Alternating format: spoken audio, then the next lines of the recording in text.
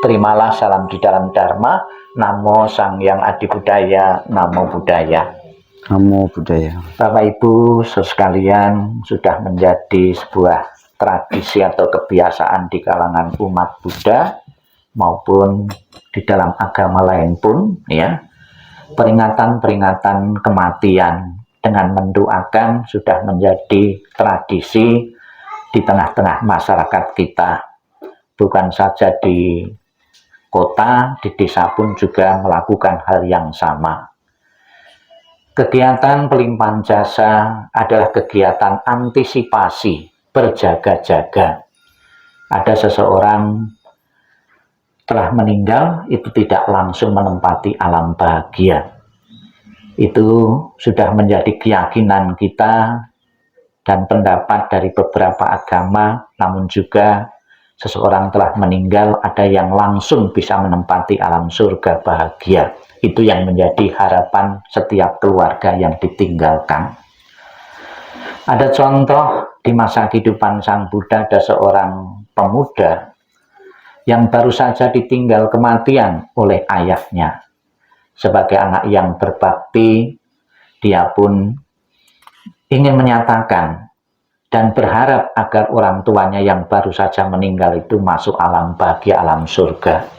Maka dia pun datang kepada Sang Buddha, minta tolong Sang Buddha. Sang Buddha, ayah saya baru saja meninggal. Mohon bantuan Sang Buddha dengan kekuatan apa? Sekiranya ayah saya arwahnya bisa terlahir di alam surga bahagia. Kemudian si pemuda ini ketemu Sang Buddha. Oleh Sang Buddha, pemuda ini diajak ke sebuah kolam sambil disuruh membawa minyak dan batu. Kemudian setelah sampai di kolam, Sang Buddha menyuruh pemuda ini, sekarang minyak dan batu kamu lempar ya di kolam. Batunya dilempar ke kolam, minyaknya dituang di kolam. Kemudian Sang Buddha menyuruh pemuda ini untuk mengundang rohaniwan-rohaniwan dari berbagai penjuru yang kamu kenal untuk datang ke sini untuk memanjatkan doa agar batu yang dilempar tenggelam tadi bisa terapung, bisa di permukaan air, agar minyak yang terapung dengan doa bisa berada di dasar kolam atau dasar air. Kemudian pemuda ini mengatakan, sekalipun didoakan dengan cara apapun Sang Buddha, tidak mungkin terjadi. Loh, kenapa tidak mungkin terjadi? Karena sudah menjadi hukum alam, sesuatu yang berat pasti akan tenggelam di air, sesuatu yang ringan pasti akan terapung di permukaan air. Kemudian Sang Buddha menjelaskan, demikian pula, oh pemuda, apabila semasa hidupnya ayahmu melakukan perbuatan-perbuatan yang berat, perbuatan-perbuatan yang jahat, akan menenggelamkan di alam-alam rendah, alam-alam penderitaan, alam neraka. Kalau sekiranya orang tuamu semasa hidupnya melakukan perbuatan-perbuatan yang ringan, perbuatan-perbuatan baik akan mengangkatnya di alam-alam bahagia, alam atas. Itulah sekelumit cerita ilustrasi ini. Kalau gitu, ya, doa yang diucapkan seseorang tidak ada manfaatnya, tidak ada kegunaannya bagi seseorang yang meninggal, ya. Namun demikian Bapak Ibu, ternyata ada nilai manfaatnya, ya. Bagaimana agar batu yang berada di permukaan, yang berada di dasar kolam tadi bisa berada di permukaan air? Ada caranya, yaitu ditaruh perahu atau kapal. Itu sudah otomatis batu yang berat tadi berada di permukaan air, ya. Ilustrasi ini Bapak Ibu, ya, apabila sekiranya orang tua kita secara pasti kita tidak tahu berada di alam bawah atau di alam atas, di alam surga atau alam penderitaan. Pada kesempatan ini kita membuat kapal-kapal dan perahu-perahu bagi orang tua kita.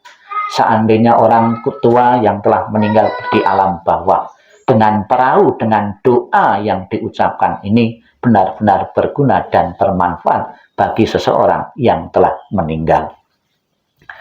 Ada ilustrasi yang lain, seandainya orang tua kita sudah terlahir di alam surga, apakah ada gunanya ada manfaatnya bagi orang tua kita yang telah meninggal, tetap ada gunanya. Dicontohkan ketika Sang Buddha baru lahir, ya, itu sudah ditinggal oleh ibunya. Ibunya terlahir salah satu alam, namanya alam surga Tusita. Di situ pun Sang Buddha telah mencapai penerangan sempurna, kurang lebih selisih 42 tahun. Sang Buddha menyempatkan diri untuk berkunjung di salah satu alam surga. Tinggalnya memang di Tusita, namun mengajar dharma di Tawatimsa, ya, surganya, ya. Karena ada juga para dewa, para makhluk suci yang diajar di Tawatimsa. Sang Buddha mengajar dhamma yang paling tinggi, yang paling luhur, yaitu Abhidhamma, ya. Kemudian diajar Abhidhamma agar bisa mencapai pembebasan. Jadi seseorang yang telah di surga pun perlu diajari dhamma agar mencapai pembebasan secara total. Ilustrasi yang lain bisa kita gambarkan kalau Bapak Ibu misalnya saja sedang ngulang tahuni orang tua, atau orang tua ada acara, ngasih hadiah, ngasih uang atau barang kepada orang tua. Sebetulnya tanpa bantuan anak-anak, orang tua bisa mandiri dan sudah cukup banyak uang. Namun karena ingin menyenangkan anaknya, pasti hadiah dari anaknya tetap diterima dengan senang hati. Demikian pula pada acara ini selama 3 tahun, ya, sekiranya almarhum telah menikmati alam surga, tetap ada gunanya dan manfaatnya. Dan juga kita bersama-sama sebelum acara tadi, ya, masuk dalam doa tadi, kita membaca sabda suci Sang Buddha yang menjelaskan tentang tujuan dan manfaat memberi persajian, memberi makanan ini. Loh, katanya dipersembahkan, ya. Itu kok saya yakin juga sampai nanti selesai acara ini juga tidak berkurang, tidak titil juga, ya. Nilai kegunaannya apa? Rasa simpatik dengan alat, dengan sarana ini. Seseorang yang telah meninggal dengan sering disimpatiki dengan persembahan, lebih-lebih dengan persajian ataupun dengan pelimpahan-pelimpahan jasa, tetap juga ada nilai manfaatnya bagi seseorang yang telah meninggal. Lebih-lebih yang bermanfaat bagi seseorang yang telah meninggal tentunya bukan makanan fisik ini, kebaikan dari berdana, dari memberi makanan ini. Makanan ini setelah dipakai acara ini disumbangkan, itu dikasihkan siapa-siapa yang membutuhkan. Bapak Ibu mendapatkan kebaikan-kebaikan dengan berdana makan kepada orang lain. Orang tua di alam sana apabila di alam penderitaan pun secara otomatis juga akan mendapatkan makanan di sana. Ada yang berdana uang, ada yang berdana pakaian. Kalau sekiranya orang tua di alam sana itu telanjang, pakaian tadi berguna dan bermanfaat bagi seseorang yang telah meninggal. Dengan rasa simpatik dari yang hidup kepada yang meninggal itulah yang akan mengkondisikan kondisi bahagia batin arwah itu. Kondisi yang bahagia tentunya akan mendorongnya terakhirnya di alam surga bahagia. Sang Buddha mengatakan demikian. Demikianlah mereka yang berbelas kasih dari kerabat, dari keluarga, memberikan kerabatnya minuman dan makanan murni yang berlimpah tepat pada waktunya. Semoga ini semua menjadi milik para kerabat, semoga mereka berbahagia. Dan setelah mereka berkumpul di sana, para kerabat yang telah meninggal pun berkumpul, mereka bergembira sepenuhnya akan makanan dan minuman yang berlimpah ruah. Yang mendapatkan manfaat dari pelimpahan jasa ini bukan satu orang leluhur kita yang saat ini didoakan. Leluhur-leluhur yang lain pun juga mendapat manfaat. Bapak Ibu sekalian yang saya hormati, keluarga yang ditinggalkan, dengan terlaksana acara doa 3 tahun peringatan ini atau 1000 hari ini, semoga akan membawa kelegaan dan kepuasan bagi Bapak Ibu, karena mempunyai kesempatan dan waktu menyatakan bakti dan hormat kepada arwah beliau.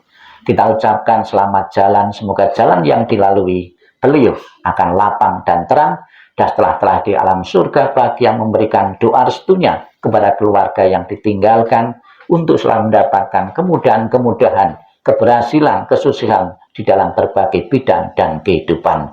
Sadu, sadu, sadu.